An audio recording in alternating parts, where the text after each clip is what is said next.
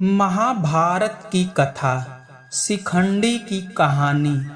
महाभारत कथा के अनुसार भीष्म द्वारा काशीराज की जेठ पुत्री अम्बा का ही दूसरा अवतार शिखंडी के रूप में हुआ था।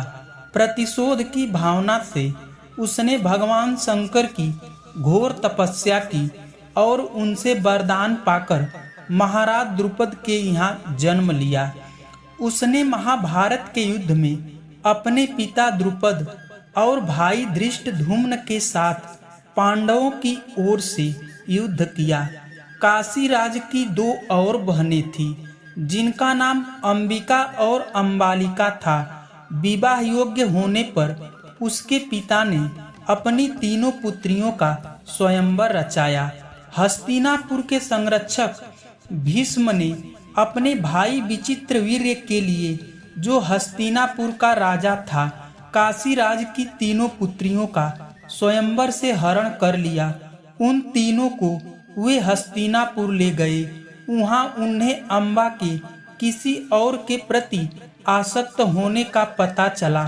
भीष्म ने अम्बा को उसके प्रेमी के पास पहुंचाने का प्रबंध कर दिया, किंतु वहां से अम्बा तिरस्कृत होकर लौट आई। अम्बा ने इसका उत्तरदायित्व भीष्म पर डाला और उनसे विवाह करने पर जोर दिया। भीष्म द्वारा आजीवन ब्रह्मचर्य का पालन करने की प्रतिज्ञा से बंधे होने का तर्क दिए जाने पर वह अपने निश्चय से विचलित नहीं हुई। अंततः अम्बा ने प्रतिज्ञा की कि वह एक दिन भीष्म की मृत्यु का कारण बनेगी। इसके लिए उसने घोर तपस्या की।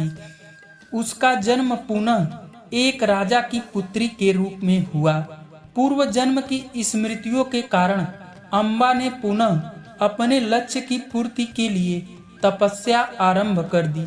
भगवान शंकर ने प्रसन्न होकर उसकी मनोकामना पूर्ण होने का वरदान दिया।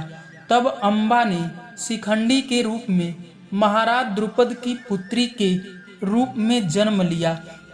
शिखंडी का जन्म पांचाल नरेश द्रुपद के घर मूल रूप से एक कन्या के रूप में हुआ था। उसके जन्म के समय एक आकाशवाणी हुई कि उसका लालन पालन एक पुत्री नहीं वरना एक पुत्र के रूप में किया जाए। इसलिए शिखंडी का लालन पालन पुरुष के समान किया गया।